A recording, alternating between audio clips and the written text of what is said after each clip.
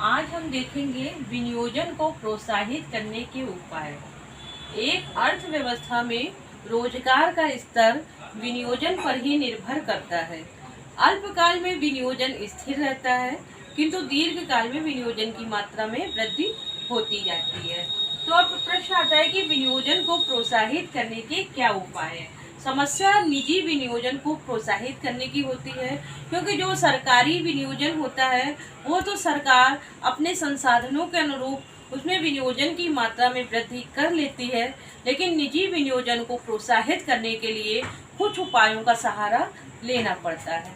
सबसे पहले हम विनियोजन के अंतर्गत देखेंगे विनियोजन को प्रोत्साहित करने के लिए सस्ती मुद्रा नीति। सस्ती मुद्रा नीति से तात्पर्य क्या है कि सस्ती मुद्रा नीति यानी कि ब्याज दर को कम करना। जब हम सस्ती मुद्रा की ब्याज दर को कम करके हम विनियोग की मात्रा में वृद्धि करने की कोशिश करते हैं, क्योंकि जब ब्याज दर कम हो जाती है तो लोगों के द्वारा विनियोग के लिए अधिक से अधिक मुद्रा की मांग बैंकों के द्वारा की जाती है, जिसका विनियोजन किया जाता है, जिससे विनियोगों की मात्रा में वृद्धि की जाती है। तो वर्तमान समय में हम देखते हैं कि सरकार विनियोगों की मात्रा में वृद्धि करने के लिए बैंकों के माध्यम से सस्ते ऋण उपलब्ध करवाती है। तो अब इसके अंतर्गत भी क्या होता है कि जो मौद्रिक नीति के अंतर्गत सरकार बैंक दरों की मात्रा में कमी कर देती है, और जब बैंक दरों की मात्रा में कमी हो जाती है तो ब्याज की दर भी कम हो जाती है, और जब ब्याज की दर कम हो जाती है तो सरकार उपभोगों को प्रोत्साहित करती है। उपभोगों को भी प्रोत्साहित करने से क्या होता है, नया विनियोजन क्रिएट होता है, जिसके लिए अधिक मुद्रा की मांग होती है। तो प्रोत्साहित करने के लिए सस्ती मुद्रा नीति का सहारा लेती है। दूसरा पॉइंट हम देखते हैं एकाधिकार की प्रवृत्ति पर नियंत्रण। एकाधिकार की प्रवृत्ति पर नियंत्रण से क्या तात्पर्य है, बहुत सारे लोग जिन निजी उद्योगपतियों के पास अधिक मात्रा में पूंजी होती है वे कुछ वस्तुओं के उत्पादन पर एकाधिकार कर लेते हैं, यानी कि उन्हीं के द्वारा ही उन वस्तुओं का उत्पादन किया जाता है, जिससे हमारे छोटी फर्मों के द्वारा जो भी प्रोडक्शन जो भी उत्पादन का कार्य किया जाता है वे सक्सेस नहीं हो पाते हैं, क्योंकि जो बड़े उद्यमी होते हैं वो बड़ी मशीनें लगा करके उनके द्वारा जो भी क्वालिटी जो भी चीज़ इम्प्रूव की जाती है वो छोटे फर्मों के द्वारा अपेक्षा अच्छी होती है। तो अतः सरकार को एकाधिकार की प्रवृत्ति पर नियंत्रण लगाना होता है ताकि विनियोजन को प्रोत्साहित किया जा सके। अब हम नेक्स्ट पॉइंट देखते हैं मूल्य समर्थन नीति। मूल्य समर्थन नीति से तात्पर्य क्या है, कभी कभी कुछ वस्तुओं की कीमतें बहुत अधिक तेजी से बढ़ने लगती हैं। ऐसी सिचुएशन में सरकार के द्वारा कुछ उपायों को अपना करके मूल्य समर्थन नीति का सहारा लेकर के उनको नियंत्रित करने की कोशिश की जाती है। फिर उसके बाद हमारा नेक्स्ट पॉइंट आता है निगम करों में कमी।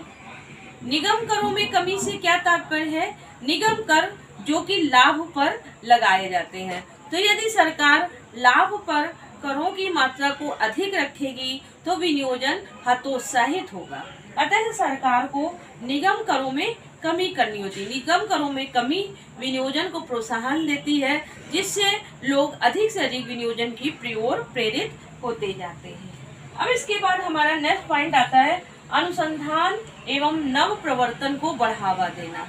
अनुसंधान एवं नव प्रवर्तन से तात्पर्य क्या होता है, सरकार नए नए अनुसंधानों को नई नई खोजों को प्रोत्साहन देती है, जिसके लिए हम देखते हैं बड़े बड़े हमारे इंस्टीट्यूट होते हैं। अब जैसे कृषि संबंधी जो भी है नए अच्छे बीज हो, अच्छी खाद हो, जिससे अधिक से अधिक उपज की मात्रा को बढ़ाया जा सके।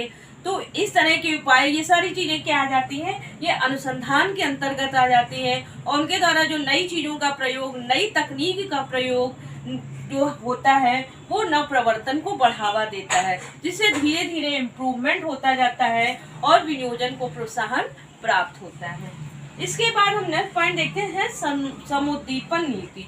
समुद्दीपन नीति से तात्पर्य क्या होता है कि जब सरकार बैंकों के द्वारा जो उनके निष्क्रिय पड़े जो स्रोत होते हैं उनको सक्रिय कर देती, मीन्स जो निष्क्रिय पड़े स्रोत से क्या कि बैंकों के पास बहुत अधिक मात्रा में जमा पूंजी होती है, उस जमा पूंजी में बैंक उसका प्रयोग जो है जनता को भी ऋण देने के लिए करते हैं, किंतु जब सरकार चाहती है तो इन बैंकों से ऋण लेकर के वो नए विनियोजन में लगाती है। नए विनियोजन में लगाने से नए नए लोगों को रोजगार मिलता है और लोगों की आय की मात्रा में भी वृद्धि होती है। तो इसको हम कहते हैं समुद्दीपन नीति, यानी कि बेकार पड़े रकम का विनियोग में प्रयोग करना, जिससे विनियोगों को प्रोत्साहन प्राप्त हो सके। इसके बाद हमारा नेक्स्ट पॉइंट आता है लीफ रैकिंग। लीफ रैकिंग से तात्पर्य क्या होता है? जब बहुत अधिक मंदी की अवस्था होती है और पैसे की भी कमी होती है, ज्यादा पैसा विनियोग होता है, पैसे की भी, तो लीफ रैकिंग प्रोसेस का सहारा लेते हैं।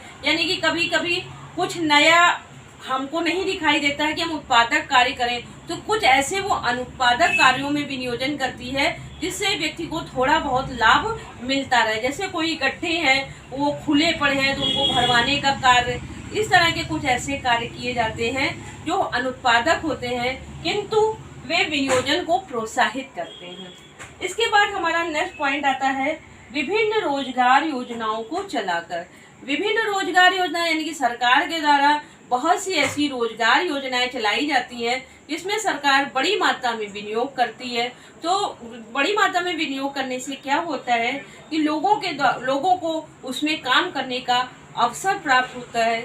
काम करने का अवसर प्राप्त होने से उनकी आय की मात्रा में वृद्धि होती जाती है। जैसे आजकल हम देख रहे हैं बहुत सारी मल्टीनेशनल कंपनियां जो बाहर से हैं अपने देश में आ गई हैं, तो जो हमारे इंजीनियरिंग छात्र हैं उनको रोजगार पाने का अच्छा अवसर उपलब्ध होता है। और हमारी बहुत सारी टेक्नोलॉजी ऐसी हैं जिनका अब हमारे देश में ही उनका विस्तार हो रहा है, तो जिससे नए नए जो हमारे बच्चे आगे पढ़ के निकलते हैं उनको रोजगार मिलता जाता है और आय की मात्रा में वृद्धि होती जाती है। तो इस प्रकार हमने देखा विनियोजन को प्रोत्साहित करने के उपाय, यानी कि इन उपायों के द्वारा सरकार विनियोजन को प्रोत्साहित करती है और सरकारी विनियोग तो प्रोत्साहित होता है, सरकारी विनियोग के साथ साथ निजी विनियोग प्रोत्साहित होता है जो देश के विकास में महत्वपूर्ण भूमिका अदा करता है।